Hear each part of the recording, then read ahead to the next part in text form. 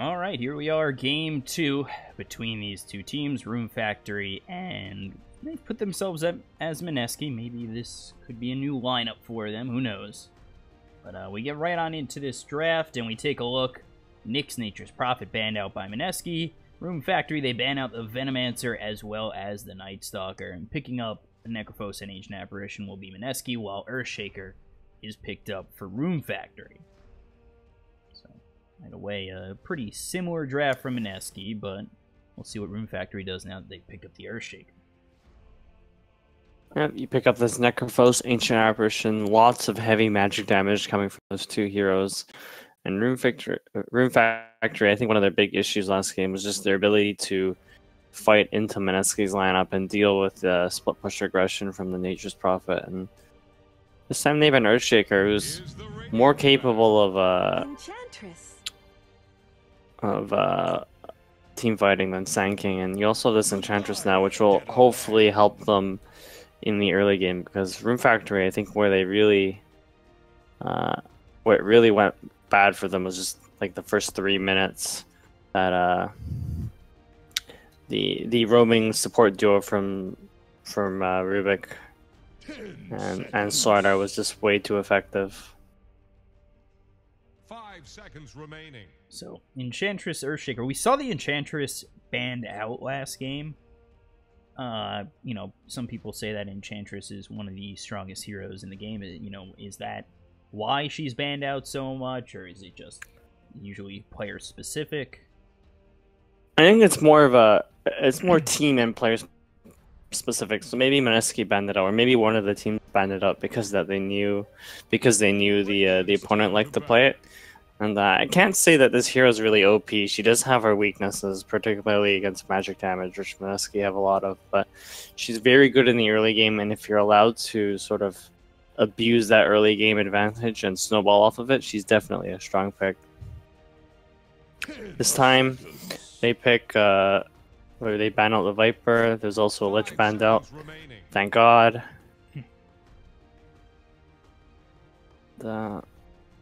See what Mineski looked to ban out next. There's really not a lot of information on Room Factory's lineup, since Earthshaker and Enchantress can pretty much go anywhere. And now you've got this Necro, you've got the Ancient Apparition. Is this going to be safely Necro again? Could they move Necro anywhere? Or is that really where Necro has to be? I think Necro can be run as in both the safe lane and off lane. Really what you're looking for is to put him in a matchup where he can't die, because that hero does sustain really well in lane, and he also keeps himself alive really well in lane. So as long as you have a matchup where he's not outnumbered or where the enemy hero doesn't have kill potential on him, he's happy.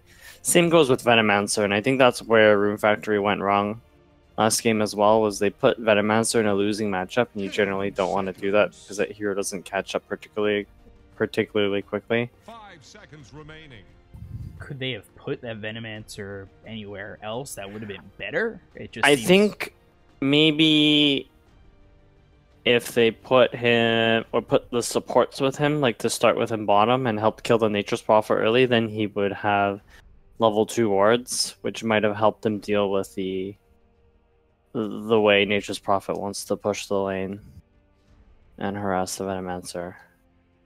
But I think really given their lineup, there wasn't a lot they could do.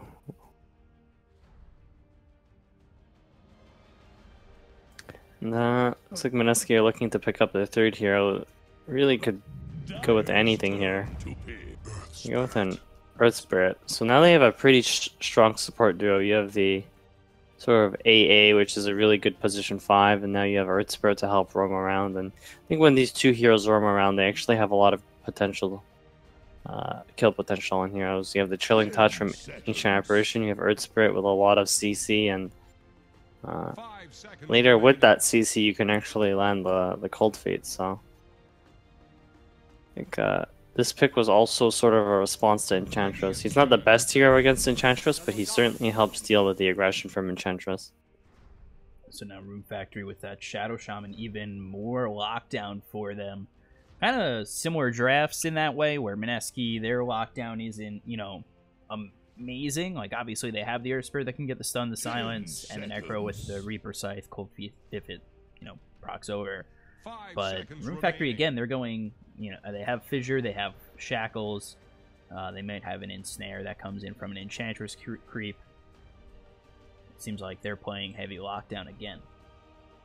Yep, the important thing about Rune Factory's lineup this time is now they have like a good amount of duration of stun. So now if they actually find the Necrophos, they can kill him.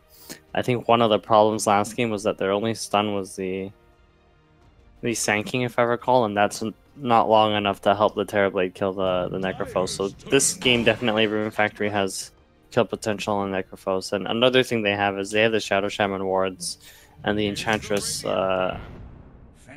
Enchantress's sort of early game strength.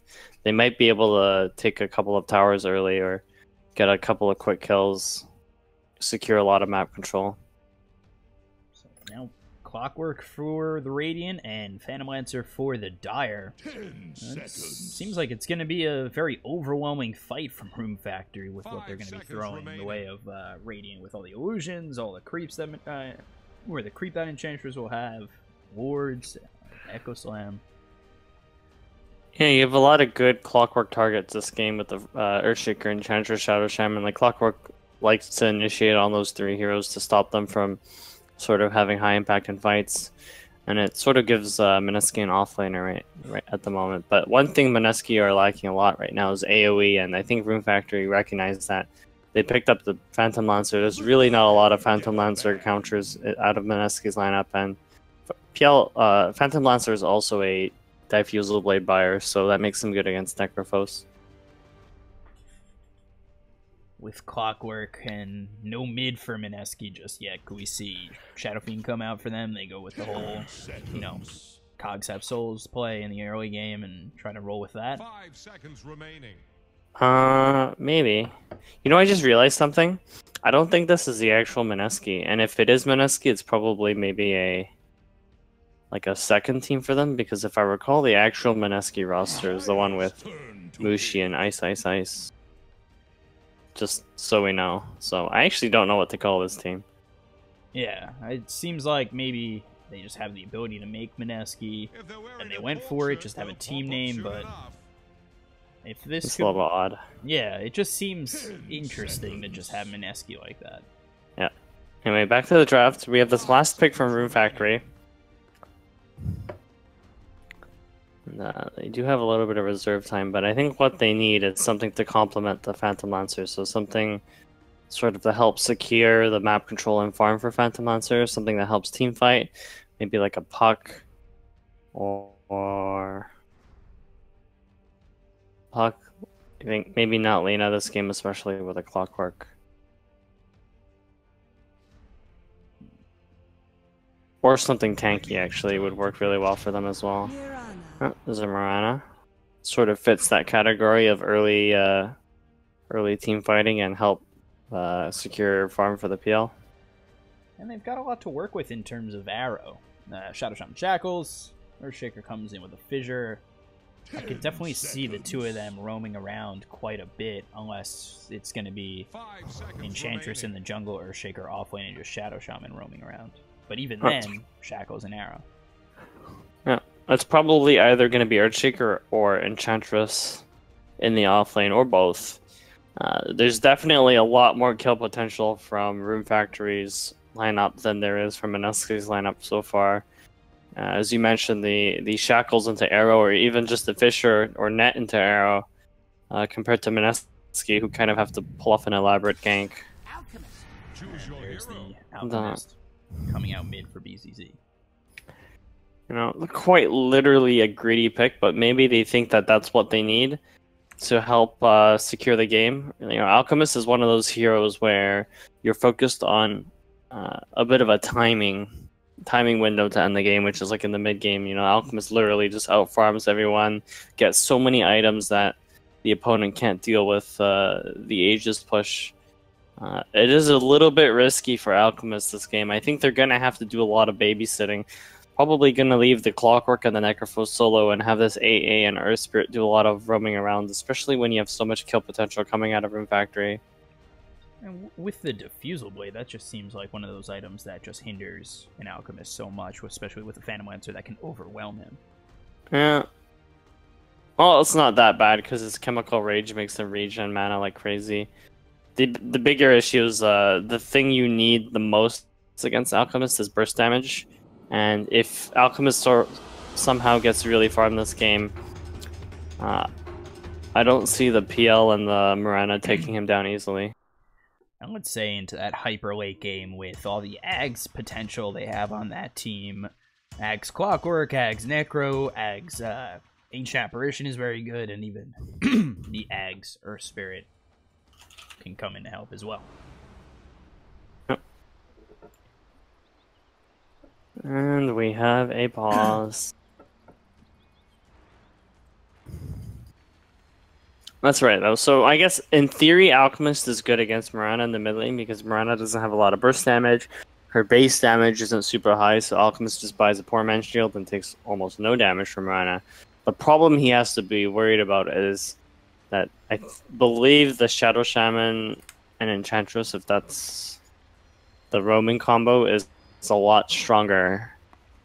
It's a lot faster and a lot more effective than Earth Spirit and AA. So, you know, this Enchantress isn't limited to ganking the mid lane, but Radiant supports have to be dedicated to guarding this Alchemist because, you know, this game does sort of lie on the Alchemist's shoulders, especially the way their lineup is set up. Like, Alchemist is the only building hitter on their team.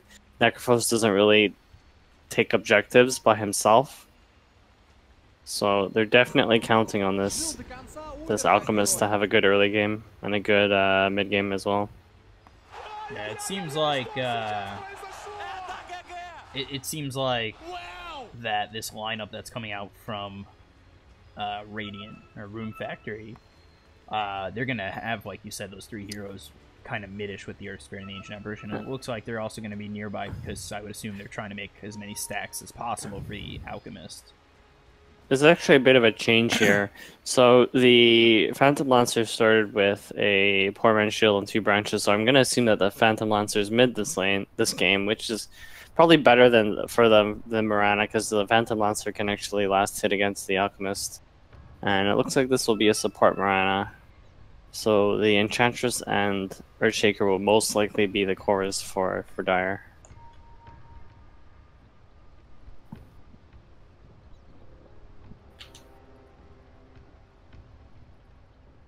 Waiting for this Earth Spirit to come back into the game.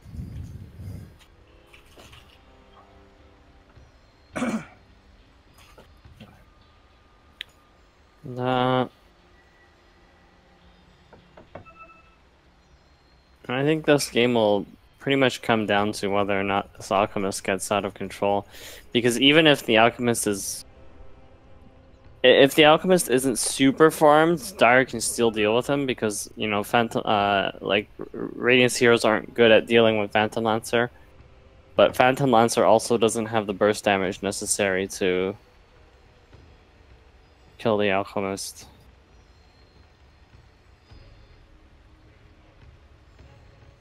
And they're going to leave the Clockwork 1v1 against the hero, potentially against the Enchantress, which I think would be better for Dire. And then you have the Earthshaker bottom, who can sort of keep the waves back and give himself an advantage with the creepway positioning. I'm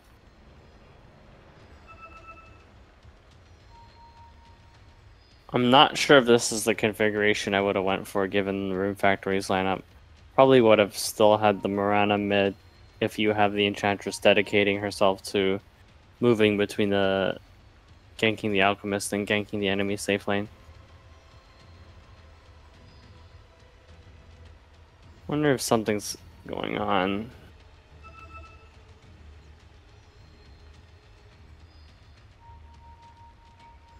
All of the players are reconnected now, so I just assume there's like a bit of a lag issue. Definitely could be.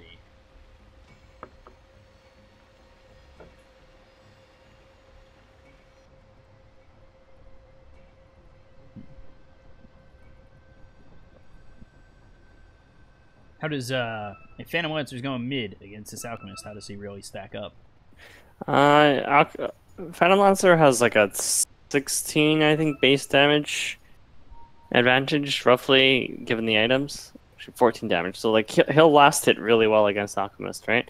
Like, Alchemist doesn't have a mechanism to push Phantom Lancer out of the lane easily until that level 2 acid spray, but until then, I think PL's got an advantage. And especially when the Alchemist has to be scared of a roaming duo coming in. I mean, the key to beating Alchemist isn't really killing him early, it's being able to actually take away the farm from the Alchemist. So even if you kill the Alchemist early, you have to translate that advantage into like taking away camps or preventing the stacks from being taken or stacked in the first place. So, nice pretty interesting sentry ward from the Earthshaker blocking that hard camp. I think they're assuming that the Morana's going to want to start their Terror creep, which isn't a bad assumption. Oh, it's also for the Enchantress.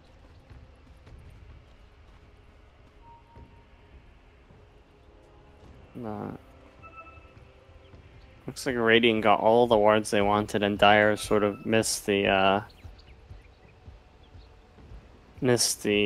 ward that's blocking their small camp. They got a nice ward here over mid though, so maybe they can make something happen with that, especially with the vision on the Alchemist.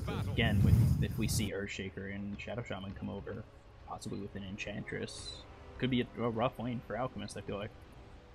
Yep.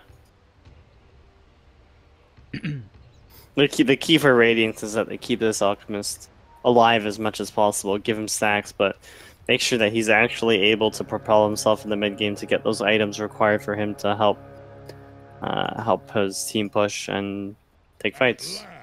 The battle begins. Really not much to say about this bottom lane. I think the Necrophos is favored here.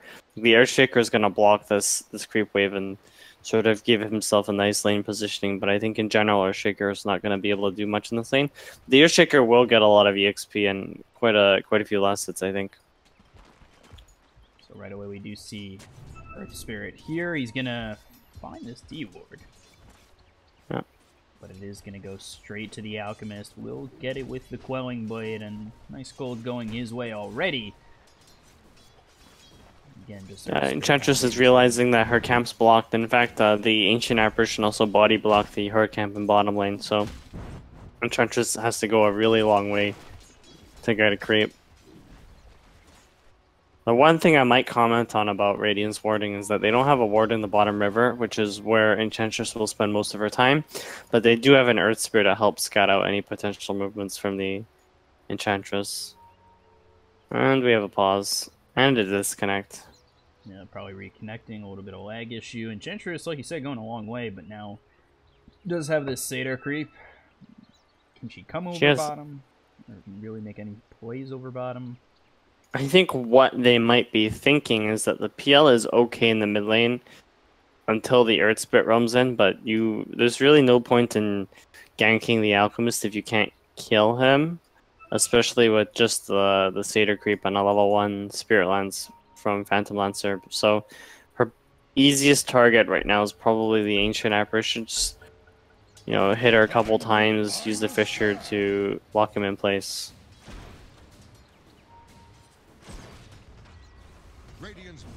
Actually, it looks like there's a Fissure bottom. Looking over towards this Necro, nice body blocks. I don't think the Satyr's going to come in time, but it might force the Necro back enough where they do throw that Shockwave into a pretty nice position. But he'll end up using that salve, heal himself up to about full.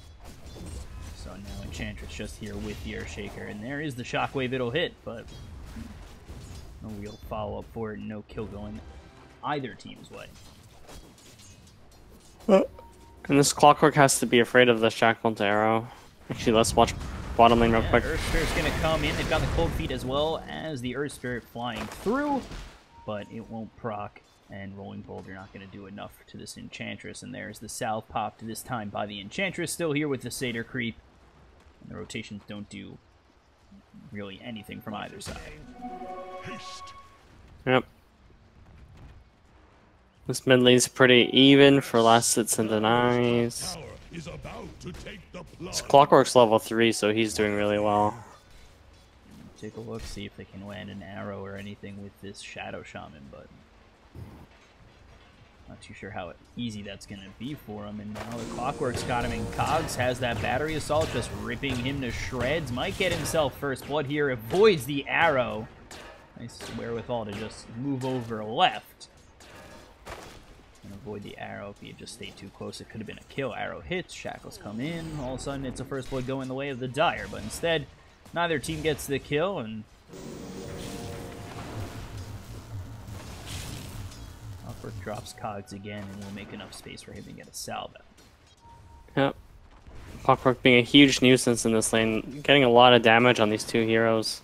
Dodging another arrow. Yeah. I think he's in a really good spot because Mirana and Shadow Shaman, they're expending a lot of mana to do this, so he's comfortable for the next minute to just farm. Yeah, both of them forced to pop. Their clarity is not a lot of mana, like you said. I just feel like now with Clockwork just about level 4, should be pretty safe in this lane altogether. Take a look over at the Earthshaker. One more shot with this Ancient Apparition with the nice chilling touch. Get himself a kill. Enchantress tries to get one in return going under this tower, but that's Juan to save this Necrophos as well as the heal. They're going to enchant this Ancient Apparition to slow him up, but they're still not going to get a kill that way either. So Enchantress trying to get one in return, won't find anything, and first blood goes the way of the Ancient Apparition and Rune Factory. They've got the Earthshaker coming in. The Fissure will hit. Let's see if they can finally find something. 72 gold goes his way for the Satyr, but Enchantress does end up getting the kill. Yep. I was just about to say that this lane's probably not going the way that Enchantress wanted it to, but with that kill, it sort of helps them a lot. A radiant using He's coming over for the Invis rune. invisibility. Ends up being a waste of his time. It's a bit of an interesting lane situation, actually. I think they switched this Enchantress to the to be the dedicated farmer of this lane, which sort of delays the blink timing on the Earthshaker, and they also have. I feel like it's kind of weird to have the Earthshaker doing the roaming because Enchantress definitely has the higher kill potential on more heroes than the Earthshaker, and that up top. They look for the Shadow Shaman. They've got the Earth Spirit here with the Clockwork. Starstorm falls through, as well as the Ether Shock. Looking for 2 more shots. Can they get it? They will. Earth Spirit ends up dropping, but Clockwork on the back end gets a kill on the Shadow Shaman. Now locks in this Mirana with Cog. Starstorm flies through. Maybe he put himself in a really poor spot, and he's going to try and run away. Has himself that wand to survive the couple of right clicks coming in from the Mirana, and actually survives with about 30 health. Yep. These magic wands doing a lot of work. You know, the Necrophos saved himself bottom with the wand, and now this Clockwork saved himself with the wand. It's just a really good item, it seems. And this mid lane's sort of working in favor of the PL now. He's got 15 denies as opposed to Alchemist's 1 deny. Alchemist has moved his way over towards these side camps. I'm pretty sure the one he's working on right now is stacked as well. Yep. Yeah, you know, Alchemist generally wants to jungle around level 5 and 6 just to incur less risk because he knows he's like pretty much a big target for the enemy team. And down bottom, actually also up top, they're trying to get the kill on the Clockwork. They'll get the arrow, trying to get the Starstorm, but I don't think they're going to find it. Meanwhile, bottom, Earthshaker will get the kill on the Necro, and Clockwork will end up dying to the Mirana and the Shadow Shaman. I had to choose one, and I chose top. That's fine. Basically just the Enchantress and the Earthshaker hitting the Necrophos a bunch. I can imagine that.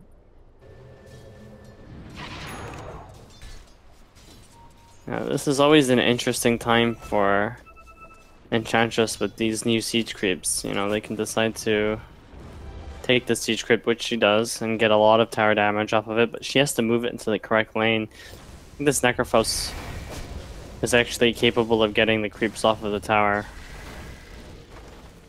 Actually, cool if he freezes over on the Enchantress, and I think there might be a kill top. top, we take a look. Shackles come through. They've got the Star Storm hitting. Clockwork dead once more. And Mirana and Shadow Shaman, that's that nice combination of Shackles and Arrow. It's really working wonders for them. I thought Clockwork was going to be quite alright in this lane, but with the combination of these two heroes, they've made it Oh, bottom. Lane. Oh, bottom. Take a look at Enchantress. Has Nature's Attendance. That was close. Yeah, but now back right up to full health with that 3 skill levels in Nature's Attendance. They have Fissure come through, but Cold Feet, you can't stand too close, and even trying to get away still freezes over.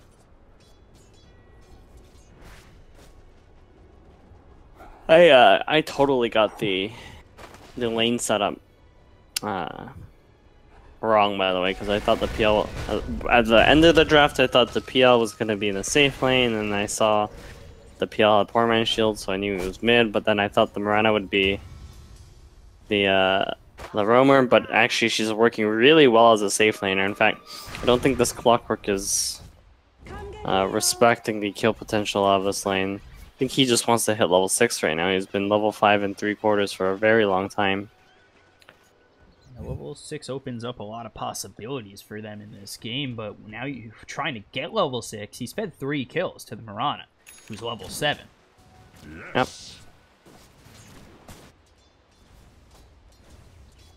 And I think this basically they need the Clockwork to hit level 6 in order to help kill this Enchantress. This Enchantress has like 1,000 or 1,100 tower damage on this tier 1 bottom. This is something you don't see quite often with an Alchemist in the game. A 2,000 net worth lead for the other side. Yep.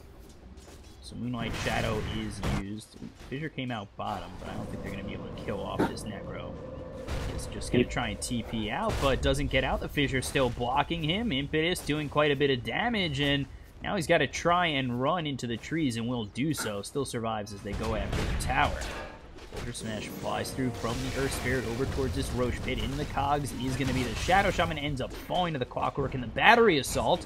But it looks as though Phantom Lancer should be able to clean it up with the help of the Earthshaker, who lands a nice Fissure. So 1 for 1.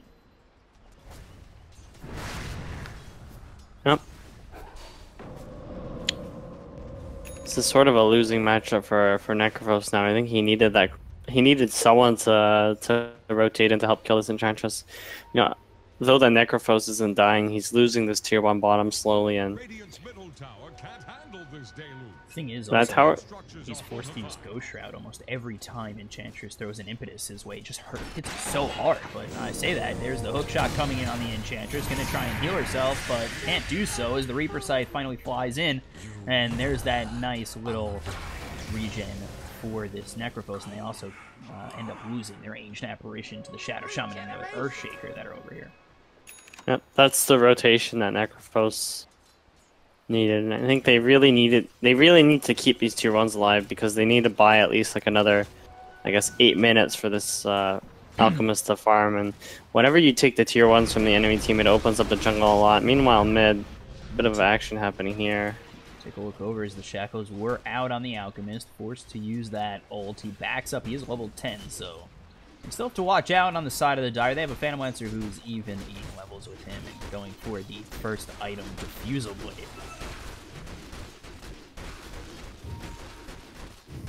Yeah, I think that's not a bad item choice for him, and they do lose that tower bottom now, but they rotate the Necrophos mid. I think they're looking to take a fight here, maybe. Rolling Boulder comes in. That's going to be a leap out from the Mirana. Now the Phantom Lancer goes in on this Earth Spirit, getting very low. And I think Necro had TP'd into an arrow from the Mirana. That's why he can move up with the Earth Spirit. Coming around the back could be Enchantress too, so Radiant a little bit corralled up.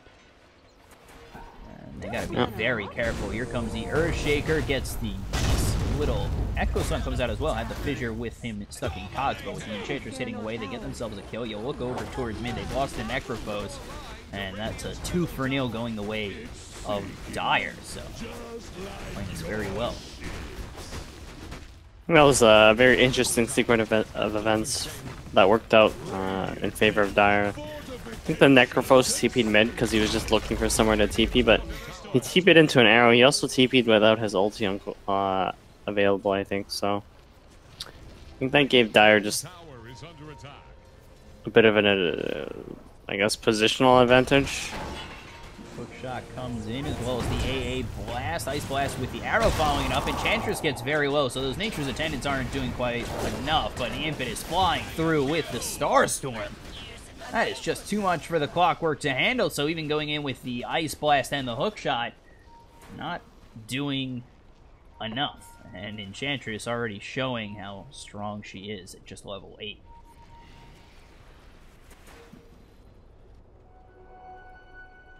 I think the important thing for Radiant, though, is that their Alchemist hasn't been shut down yet. In fact, he's pretty much at his Sacred Relic. He's probably going to pick up his Radiance in the next couple of minutes. And Radiance is one of those items that's actually really surprisingly good against Phantom Lancer because it makes the illusions miss, but it also chips the illusions and the hero down slowly, so any subsequent illusions are going to be lower health. The hero's going to be lower health, and you're actually able to identify which PL is the real one. So I think that gives Alchemist a bit of an advantage going into the mid game. The problem is that they're just losing towers and kills all over the map. They might lose another here. Yeah, arrow comes in. Clockwork in a lot of trouble. Ice Blast is going to push back these heroes. Clockwork does have Hookshot, but he's so low on health, I really feel like he's not going to go in. And you actually have the Necrophost, like Shadow will fly in, or not fly in, it'll just be used. Arrow coming through, hits on that Necro once again. He seems to be magnetized towards that arrow.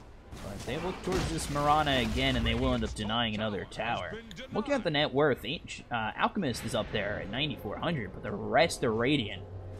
They're just struggling for farm. Yep. Well, the important thing is that there's two timings being hit here. They have the Radiance on the Alchemist, and they also have... I guess, actually... none of their cores are close to any big items. The Earthshaker does have his blink now, so Dire can start making some really big moves, and I think it's going to be critical that they shut down this Alchemist in the next couple of minutes. The Alchemist grabs that Radiance, but on the other end, it's Blink Dagger for the Earthshaker, Diffusal Blade here for the Phantom Lancer. A couple of big items coming out for them. Yep. You actually have a Hood coming out on the Phantom Lancer, a bit of an interesting item choice, but I guess it helps him against the Alchemist. Especially when you have to keep the health of your main hero up against the Radiance, so that your illusions don't spawn with lower health. It's actually a bit, I realize it's a bit interesting, because if your illusions spawn lower health, then they die faster, and then the Alchemist gets more gold off of them.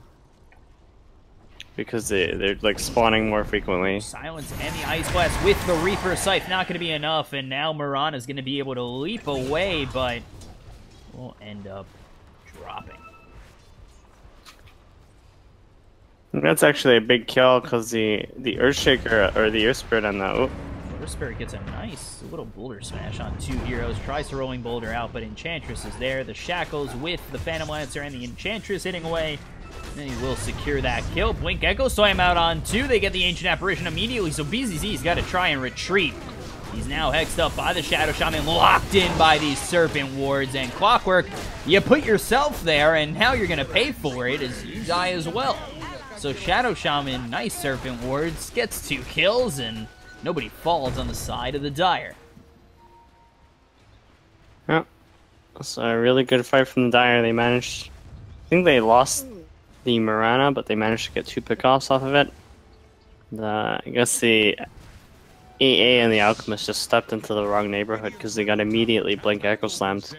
Yeah, and the Ancient Apparition was taken out immediately. BZZ, he's got his ult up, but he's already locked up with the Echo Slam into Serpent Wards and an arrow and everything.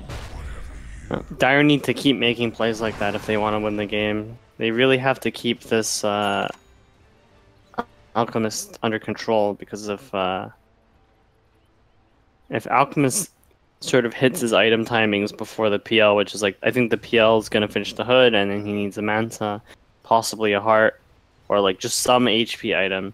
The Alchemist is going to get his Radiance, is going to get his Manta, probably like an AC Mjolnir or something to help help deal with the illusions. But I definitely see a scenario where if Radiant don't bleed so many kills, that the Alchemist becomes strong enough to just help Radiant take all of these outer towers, actually.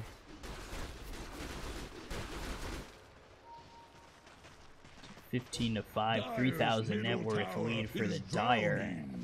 This is kind of similar to last game where the Dire had Terrorblade and the game was never really, you know, out of reach for them. But now you've got the Alchemist on BCZ's team, and that might become the same situation.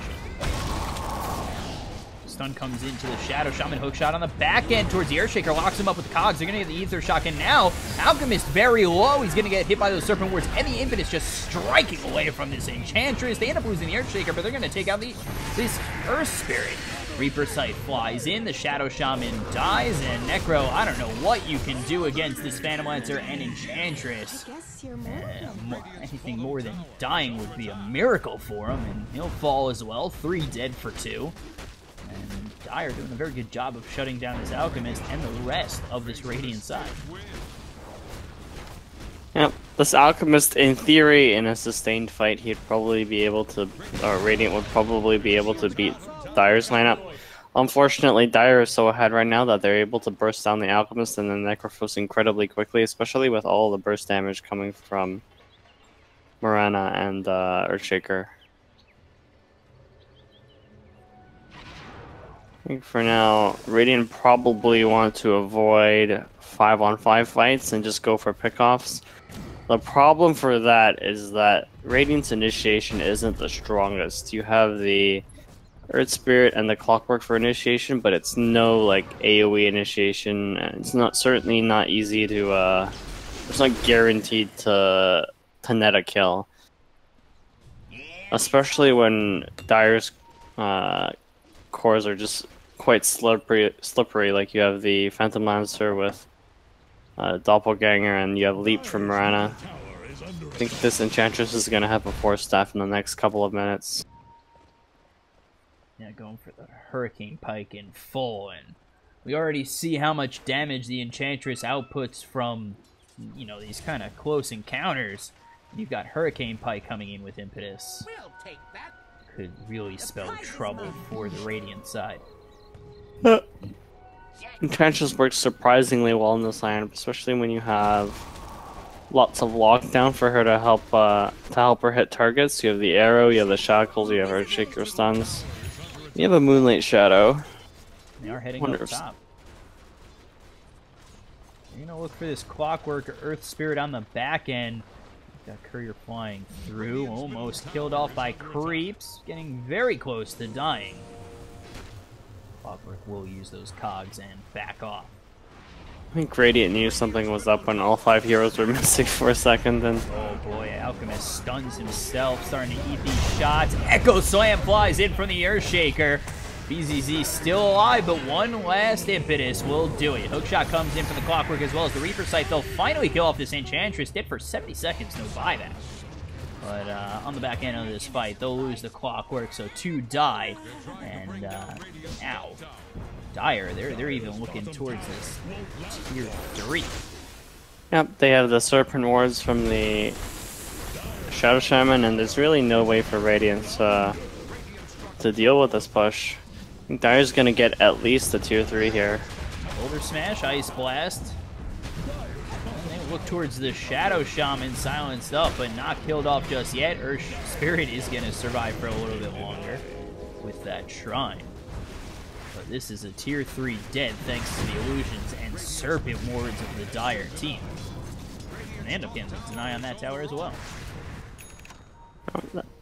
That Shrine's actually a big deal for Dire, since Alchemist needed all of the map control that he could get, especially in a game like this where I think Radiant's win condition was for that Alchemist to spiral out of control and then have them push with an Aegis, but you know, now that Dire are able to take down the shrines, Radiant really don't have a lot of map control to help them take any Roshan fights or any big team fights outside of the base, really.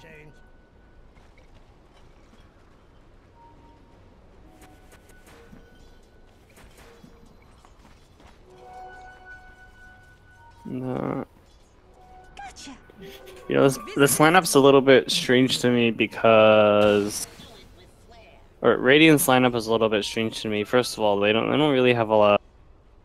Their team fight's really not strong, and that Alchemist last pick really didn't help. Arrow almost hits, but they'll take the Ancient Apparition out anyway. Fissure and the rest of it. Meanwhile, the Alchemist. Enchantress dies. Oh, just as I start talking. Yeah, Dire's doing quite a good job of, well, for the most part, of sticking together, with the exception of that Enchantress. This Alchemist pick really didn't solve the issues that Radiant's lineup had, which was, well, it solved one of them. The only issue that I think the Alchemist pick solved is it gave them like a timing window to win the game, but it didn't help them deal with any of the early aggression or any of the cores that Dire had. I think of Arrow and the Fissure out on this Necro. Ice Blast is going to come through. They miss the hook shot. Echo Slam, Phantom Lancer trying to clean up the Necro. Not dead just yet. That Ghost Shroud is going to keep him alive. He gets the nice Reaper Scythe to hit on the Earthshaker. They end up getting one. They're looking for the Cold Feet onto this Phantom Lancer, but he gets out to the high ground. Nice Boulder Smash. No, the Arrow and the self-stun on the Alchemist. They look for Cold Feet again. Silence up the Phantom Lancer. Should freeze over. He's going to fall. And a pretty nice fight coming out from the Radiant. They don't even end up losing that Necro, who got very low towards the end of that, towards the beginning of that initiation. Well, I take back everything I said about Radiant not being able to take a good team fight outside of their base, because they just did that. And Arrow. He's gonna get sidestepped, so they're still looking for this tier 1, but how many of those infinite shots can you really withstand? X'd up, he's charging up the stun. They go in on this Enchantress, stun out the Mirana, Ice Blast comes through, but Nature's Attendants have already gotten her back to full health.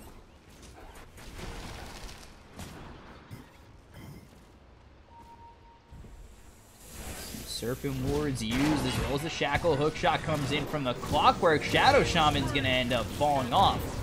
And Necrophos gets that kill, and then Earthshaker will come in with the late Fissure to clean up the Clockwork. I haven't seen a core Enchantress in so long, so I forgot how much damage this hero actually does. It's pretty insane, actually. Especially with that Hurricane Pike. Oh, yeah. So 4-man smoke coming in from the Radiant. They don't have hookshot to initiate. Even if the Clockwork was up, they wouldn't have it. But they're going to smoke to up towards this Shrine. Reaper Scythe. Ice Blast going to miss after the leap. Can Radiance burn him out? No, it's actually going to be the Earth Spirit who gets the kill. Kicks away the Earthshaker, but he's got Urn, so he can't blink away just yet. Stun getting charged up. They will hit the Earthshaker. Should be a kill. Manta-style illusions as well as just that ult with the Alchemist hitting away at the Earthshaker. They'll get 2 for their troubles. And almost lose this Shrine, only alive with 57 health. Radiant's starting to make a comeback. I mean, if there's any comeback hero, it's definitely Necrophos. Especially when that hero his ulti just deletes enemy heroes. So, you know, if Dire keep bleeding kills like this, I wouldn't be surprised if Radiant have an opportunity to make a spectacular comeback. And they're gonna smoke again. Got the blink now on the Earth Spirit. 4 heroes here. They look towards mid, but those are a bunch of illusions. They're gonna go up towards top. Possibly look for the Mirana. We'll take that.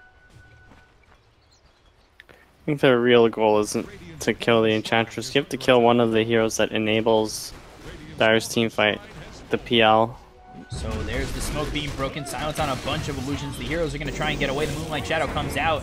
Let's see if they chase right on back. Ice Blast comes through right into the Enchantress, but with that Hurricane Pike just hitting away at the Clockwork, they'll get 1. So it's a nice counter towards the initiation that came out from the Radiant, and they end up taking one of their own and losing nothing. Meanwhile, bottom, BZZ is a little too far out. Hexed up. There's the Serpent Wards. Shaman in a little bit of trouble, but Impetus hitting away with the Echo Slam Serpent Wards. They'll get the kill on this Alchemist, and they'll take another. Looks like Dire's taking Roshan out as well.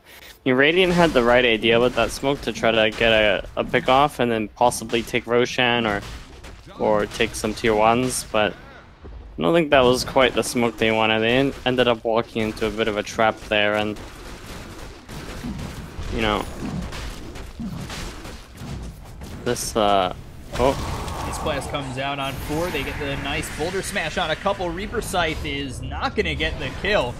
Roche is low and ripe for the taking. Nobody dead just yet. Earth Spirit going to try and run away. There's the arrow, and they end up getting him outside this Roche pit. And lose again. Nothing. I realize this this hood is actually such a good pickup for the Phantom Lancer. It helps him against Radiance, and it also saved him against the Reaper Scythe there. It just seems like they can't get much done.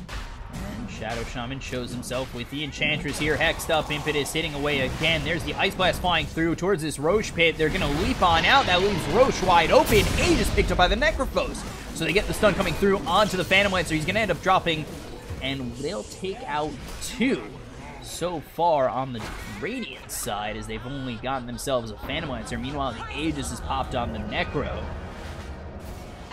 The Force Staff out of the pit. You take a look. A couple of these heroes are here to try and clean him up. Meanwhile, Alchemist got the kill on the Shadow Shaman. Ghost Shroud's going to keep the Necrophos alive. They'll kill off the Mirana. Now Force Staff to the high ground is going to be the Enchantress. Boulder Smash just short. That Aegis steal was actually quite huge. I think this Aegis was super important for both teams. I mean, more so this game because, you know, Dire need it so that they can survive the initial burst with the Reaper Scythe, and Radiant, well, Radiant need the Aegis to just help the Alchemist end the game without dying. And so I think with that Aegis steal, or that Roshan steal, and now that the Aegis is expended, I bet this game's gonna go on for at least another half an hour. Kappa. We're in it for the long haul, as BZZ just continues to try and farm as much as he can. Maybe we'll finally get to that Ags point where everybody gets themselves a nice Ags. Take a look over mid, a big fight going out, and Shadow Shaman's going to drop to the Ancient Apparition. They'll take the Necro, they'll take the Ancient Apparition in turn. And Hookshot comes through. You take a look, in the cogs is the Earthshaker. Arrow hits on the Clockwork. Battery Assault just not doing enough, and they're going to lose 3. And right as you said, 30 minutes more. I lied. Yeah, I'm going to call you out. You're a liar. That is 3 really on Radiant. I mean, how should I know Radiant would decide to just walk into the enemy team? Some things you just can't predict, and Ancient Apparition buying back into this game. And they look for the stun, the Ice Blast, Mirana getting low. Silence from this Earth Spirit, they'll get one. And they look for more. Hurricane Pike, Impetus hitting away. Oh boy. Really tough for Alchemist to withstand all that. It's good high ground defense there. They get a good pick off. All they really expend is the Ancient Apparition buyout, which at this point doesn't matter because AA is going to be poor for the rest of the game unless they win a couple of big team fights where the AA is around for them. And this Alchemist is almost 6 slotted. He's going to pick up that Octarine and probably sell his armlet at some point, but I think this is as strong as the Alchemist gets. And the PL still has 2 more item slots to work with, so... You start handing out Ags to the entire side. That's a bit of a boost for them. Oh yeah, that Necrophos Ags actually is huge now, because the Necrophos Ags, I actually feel like they nerfed the cooldown on the default Reaper Scythe, right? The cooldown is now a flat 100 seconds.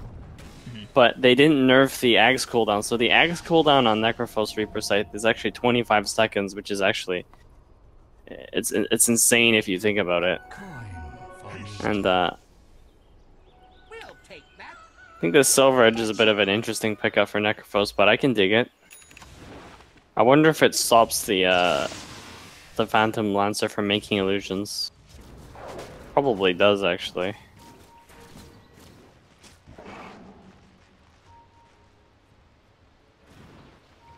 I think for now, both teams are just gonna try to keep the waves out as much as possible while looking for pickoff. The problem for Radiant is that they're actually showing the Necrophos right now. They might lose them. Nope, he decides to TP out, which is a good call. So in terms of Ags for the side of the Radiant, which one do you think is most effective? I think you start with the Necrophos just for that 25-second cooldown Reaper Sight. I mean, up top. Ice Blast gonna come through, gonna be short. Hook shot misses as well as Earthshaker blinks forward. And the Alchemist stun. It's just a triple failure there. But as I was saying, the 25-second cooldown on Reaper Sight makes you able to use it twice in a fight, which is both unexpected and just really strong. And I think the second best one is probably going to have to be... Oh, it's probably between Earth Spirit and Ancient Apparition. Depends if you want the save or the extra damage. Not even the clockwork to come in with those hook shots. The problem with the Clockwork's effectiveness in these fights is I think after his first hook, if it lands, his effectiveness is pretty much expended. Most of the damage in this team is going to be coming from the Necrophos and the Alchemist.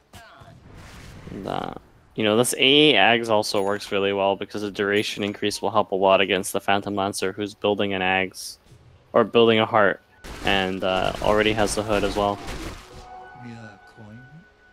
Yeah, Phantom Lancer are going to be very survivable. Meanwhile, bottom, Shadow Shaman could be in a little bit of trouble. Chase comes in from the Necro, turning around is the Shadow Shaman. Silent, stunned, Reaper Scythe dead. Deleted. Yes. That actually might give Radiant an opportunity to not only take this tier 2, but they can decide to consider trading. They're not going to decide to trade, but they could have decided to trade their racks for the bottom racks. Which actually probably isn't the play now that I think about it, since the mid-tier 3 is already down.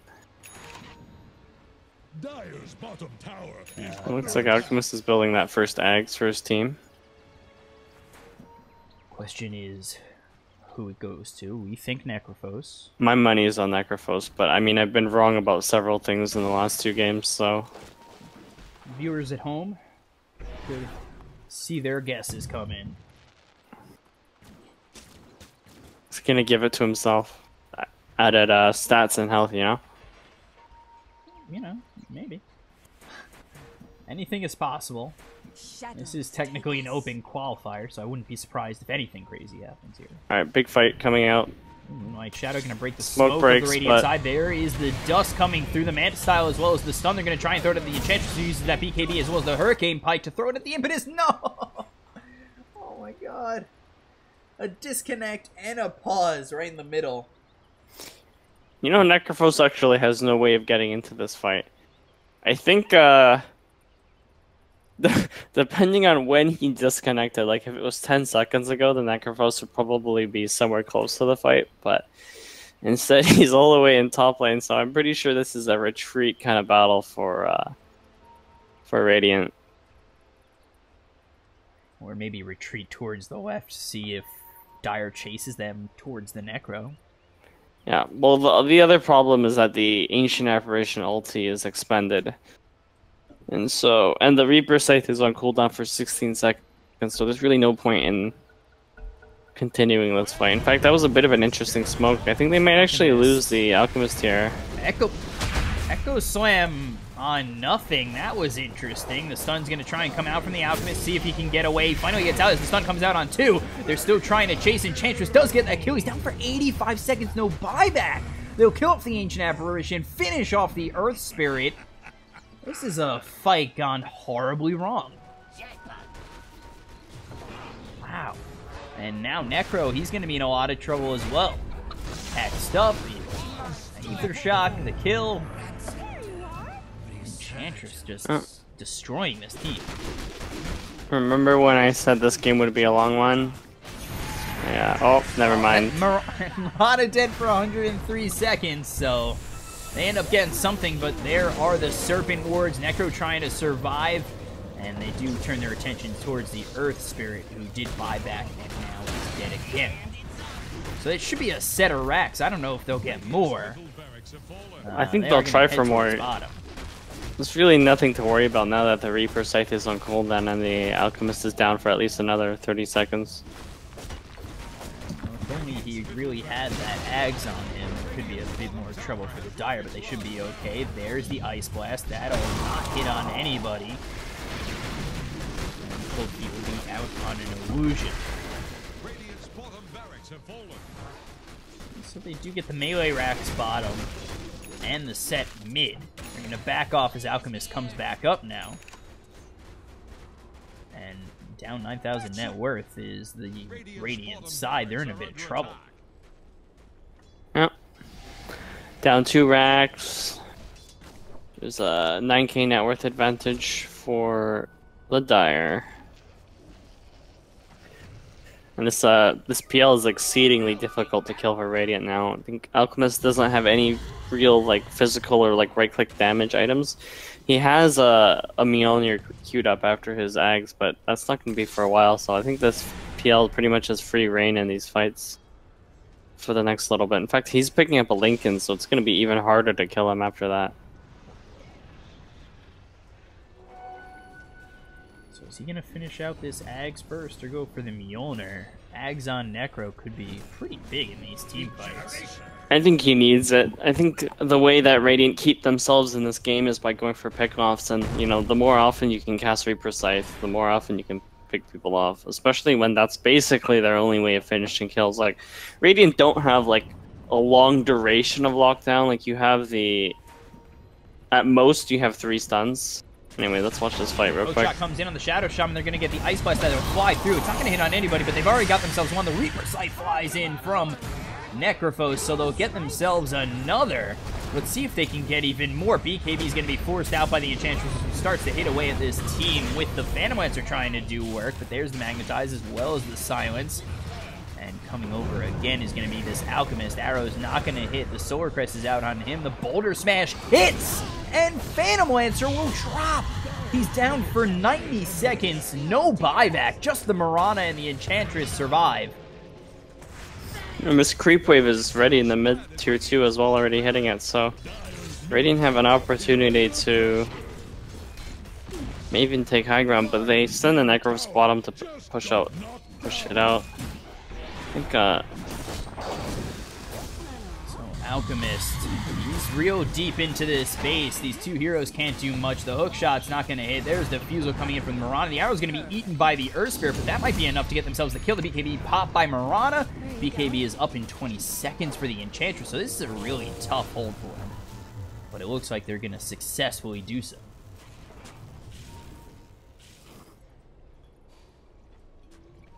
Alchemist actually queues up a BKB, not the Ags anymore. I think he decides he wants to not get chain stunned to death between the Earthshaker and the... Enchantress forced to pop that BKB again. Charging up that stun, trying to avoid it with the Manta style, and not going to be able to do so. The arrow eaten by an illusion. There's the Serpent Wards as well as the Shackle on the Clockwork, but he's not dead just yet. The stun is charged up by the Alchemist. They're still trying to just deter this Enchantress as they work on the Shadow Shaman. And meanwhile, in the back lines, they're going to lose the Ancient Apparition. They look towards the Alchemist. There's the Echo Slam. They're chain stunning him almost to death. They've got themselves the Shivas. Can Alchemist do anything? He finally kills off the Shadow Shaman. There's the Reaper Scythe to get another one. Dead for 99 seconds and 59 seconds respectively on the Earthshaker, as well as the Shadow Shaman. Alchemist and this Necro still doing work, but Phantom Lancer is going to try and chase down the Necro. You look towards the Alchemist. He stuns up the illusions of the Phantom Lancer, so he doesn't stun himself, but now he's getting eat shots from the Mirana, the Phantom Lancer, and the Enchantress. It's a double kill for Enchantress. Down goes Alchemist, down goes Necro for 2 minutes. A full team wipe and an immediate buyback with 2 gems on the table. It's an immediate buyback from Alchemist, and he is the lone hero alive for the Radiant. You know, it looked really good for the Radiant. They got that pick off on the Phantom Lancer. Phantom Lancer didn't have buyout, but feels a little odd that they had to TP the Necrophos back and they decided to continue pushing high ground, especially sticking around after they got pushed away from the Mirana and the Enchantress. I feel like Radiant probably could have went for something like a Roshan instead. Instead, they went for a kill top, and I guess I don't really know if I should call it an overextension or if they stuck around too long. But the Phantom Monster came back, and you know, Radiant didn't have all of their heroes and spells to help deal with that. Now we have a sort of a real bad situation for Radiant. They don't have the buyout on the Alchemist. Dire now have the Aegis and Cheese. No Looks Necro like it either. yeah, Dire's just drawing a straight line to the top Arax. They're gonna go for the Megas. Trying to even up the series at 1. It looked like they had just kind of thrown the game away, but just like that, they get it right back into their hands. 10,000 net worth lead. They've got Moonlight Shadow to try and initiate onto the Radiant, who seem to be on their heels in this one. And they're deep into the space. Radiant's top tower is on the run. Waiting the stun as the Phantom Lancer slowed up is the Alchemist. He's got to be careful here. The stun comes through. There's the Ice Blast thrown at the Enchantress. Not going to hit. BKB's going to be forced out. Hexed up is the Alchemist in between this Shadow Shaman Mirana and Phantom Lancer. Let's see what they can do. He's still stunned up, still trying to find something. Necro back up in 7, so Dire have to be careful as the Echo Slam comes out from the Earthshaker, but he's silenced up. Cold Feet comes out on him, stunned from the Alchemist, and he's still alive, but the Magnetize is starting to take him away. They finally get themselves one. They'll lose the Earth Spirit. Now the Reaper Sight flies into the Enchantress, who's dead for 2 minutes with buyback. They look towards the Phantom Lancer. They'll finally clean up the top set of racks, and this is mega creeps for the Dire, but they'll lose the Shadow Shaman as well. They look towards Mirana. They'll continue to chase. On the back end, Phantom Lancer gets a kill on the Ancient Apparition, but that's not much of a thing in the grand scheme of it all for the Radiant as they now take out the Mirana. And they are now down to mega creeps as Phantom Lancer is locked up for quite a bit of time. No Reaper Scythe for 70 seconds, so they've got the stun charged up. They've got the Solar Crest out onto the Phantom Lancer. They might get another. It could be a team wipe. It will be for now, but the Aegis is there. So they've got to kill him one more time, and I don't know if they're going to be able to do so. They've got the Solar Crest out on him again. He's going to try and get himself out, but he's not going to be able to get to the low ground. Stun's going to get charged up by this Alchemist. He's getting very low on mana. He finally finds it with 0.5 seconds to go. They start hitting him down, locking him up. Hookshot comes in. Alchemist trying to make something happen, but he's still alive. Phantom Lancer into the cogs. Dead he is, and everybody dies on the Dire, but again, they still have Megas. Oh my gosh. Let's take a look at this fight recap. Not the entire fight, of course. They do get Megas, but they also lose 5 heroes. The problem Radiant have against Megas, you know, in theory a comeback is possible, but it's actually really tough for the heroes to keep these lanes out. I think Alchemist is the only hero that can push out waves, and he's not particularly quick at it. And Necrophos probably falls into the same boat, but they're probably going to have to start picking up items like Mjolnirs and Vlads to help propel the Mega Creeps, because it's basically just a waiting game for the Dire. They can like continue farming, wait for Aegis, or they can just try to steamroll into the base with Mega Creeps. Yeah, they were taking racks in between all of that. Now that they just have to take tier 4s, I feel like the fights will be a little bit more centered around something, where they probably don't lose all 5 in that exchange again. Alchemist does have an Ags in his backpack. Not giving it to anybody just yet. Probably waiting for the Necrophos to get closer. Oh boy. Earth Spirit, you're not in a good spot. Rolling Boulder's out. He's fine.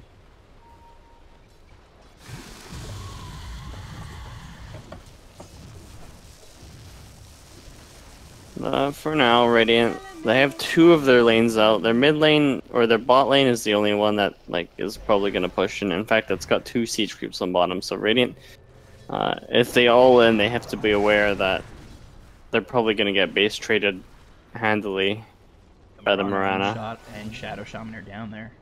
And that's an Ags out for the Necro, so now 25 seconds cooldown for this Reaper Scythe, which is something they could have used in that bottom fight against the Phantom Lancer while trying to clean him up. It was on cooldown in those last moments.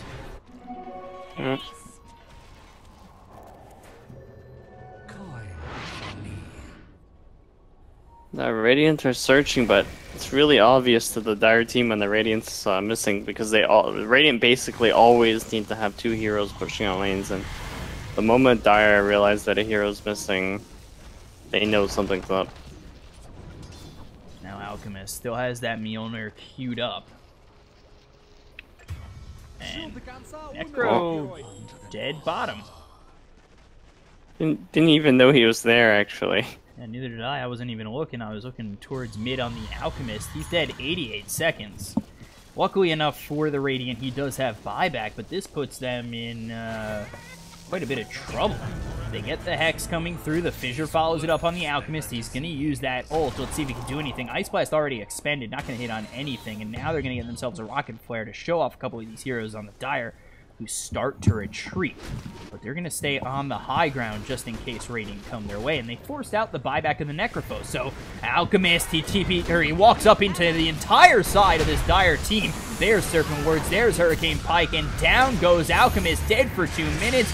Reaper Scythe flies through onto the Earthshaker, but doesn't do anything. They've lost the Earth Spirit. They are looking like they're going to lose more, and they just know they have nothing without the Alchemist, and GG is called. This series will be evened up at 1. I think same thing happened this game that happened the last game. This Enchantress Earthshaker lane just destroyed bottom, I think.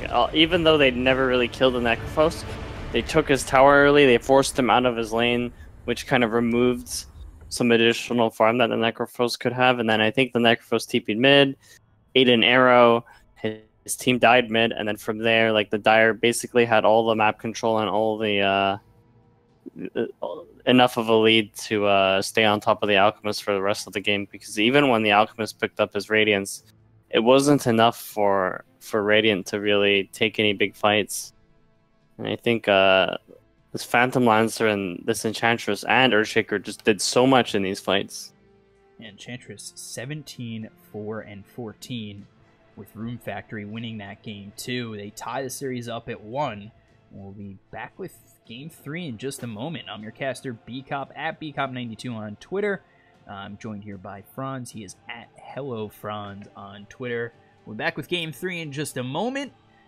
Stay right there. A little bit of standby screen with some music. Then we'll get into lobby, into draft, into Game 3. See who moves on to this Open Qualifier final. And we'll be right back. Stay right there.